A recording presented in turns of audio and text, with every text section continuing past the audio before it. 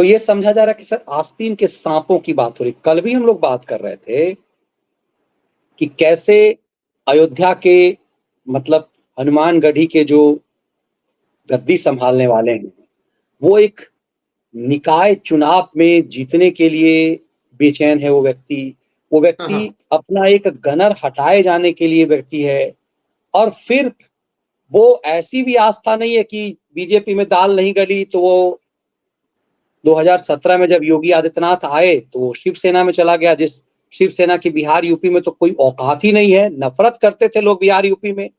शिवसेना ने तो अब समझिए 2017-18 के बाद अपने स्टैंड को बदला, 18-19 के बाद। वरना शिवसेना से तो उत्तर भारत के लोग नफरत करते थे, जो शिवसेना का जो रवैया था उसके वजह से। ये आदमी उस शिवसेना में, उत्तर प्रदेश में रहते हुए उस शिवसेना में चला गया, तो क्या कद पाने के लिए गया होगा। आस्तीन में तो एक से एक ऐसे ऐसे सांप हैं जो भगवा धारण करके भी बैठे हुए हैं, इन सब की पहचान हो नहीं पाई। तो यूं ही नहीं लग रहा कि सबसे चौंका गया रिजल्ट यूपी का और महाराष्ट्र का। हम लोगों ने पहले दिन भी चर्चा की, लेकिन इतनी गहराई में नहीं जा पाए थे कि आखिर यूपी और महाराष्ट्र ने कैसे पस्त कर दिया, और इन दोनों राज्यों में जो सबसे ज्यादा उम्मीद थी वही खेल हुआ। नहीं, महाराष्ट्र का तो खेल खुलकर समझिए अब सामने आ गया, धीरे धीरे आ रहा सामने, और यूपी का खुलकर आने वाला है, चिंता मत करिए। तो ये महंत राजू दास वाला जो प्रकरण है, आपको क्या लग रहा है, ये जो अब एक नया रंग ले रहा है? महंत राजू दास वाला तो मनीष जी, उसके लिए मैं क्या कहूँ कि वो अपने आप को उन हनुमान जी का भक्त कहते हैं।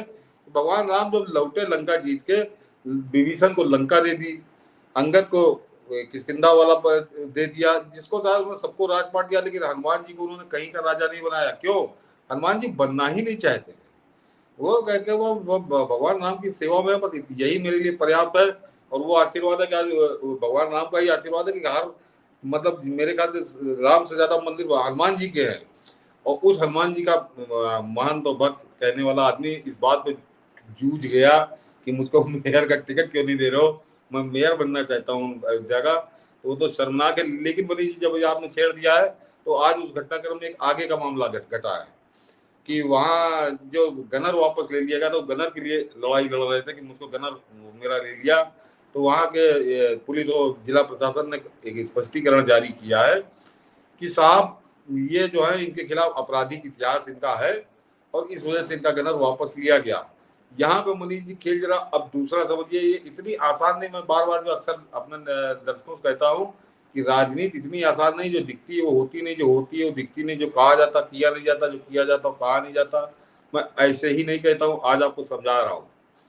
अब मनीष जी मुझे खेल कुछ और लग रहा है। आज जब ये सफाई आई जिला पुलिस प्रशासन की, तो ये जो जिन अधिकारियों ने ये कहा, आज ये स्पष्टीकरण दिया है कि राजू दास का गनर इसलिए वापस ले लिया कि इनका आपराधिक इतिहास है। मुख्यमंत्री योगी को जरा उनको बुलवा लेना चाहिए। ये बताओ कि जब आपराधिक इतिहास है तो ऐसा तो है नहीं कि कल का है।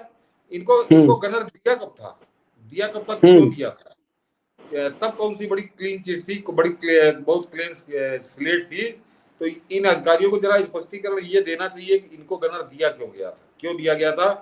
तो अब ये मनीष जी एक तरह से तुम अयोध्या के डीएम हो और तुम्हें ये पता ही नहीं है कि हनुमानगढ़ी का जो महंत है वो आपराधिक रिकॉर्ड है उसका, ये तुम्हें पता ही नहीं है। तुम्हें पता नहीं है, और वो अभी तक मतलब उस दिन रात तक जब तक झड़प नहीं हुई तब तक जो है राजू दास के आपराधिक इतिहास के बारे में ना डीएम को मालूम था, ना एसएसपी को मालूम था। और जब राजू दास से उस दिन भिड़ंत हो गई, झड़प हो गई, तो उनको इतनी जल्दी ज्ञान हो गया रातों रात कि वो गनर राजू दास का छीन लिया गया। तो मनीष जी जो इस तरह की आपसी कलह है, ये जो जानबूझकर इससे किसी का नुकसान नहीं हो रहा। राजू दास महंत बने रहेगा, बड़ा मोटा चढ़ावा भारी चढ़ावा आता रहेगा, उनको कोई समस्या नहीं है। ये नौकरशाह बने रहेंगे।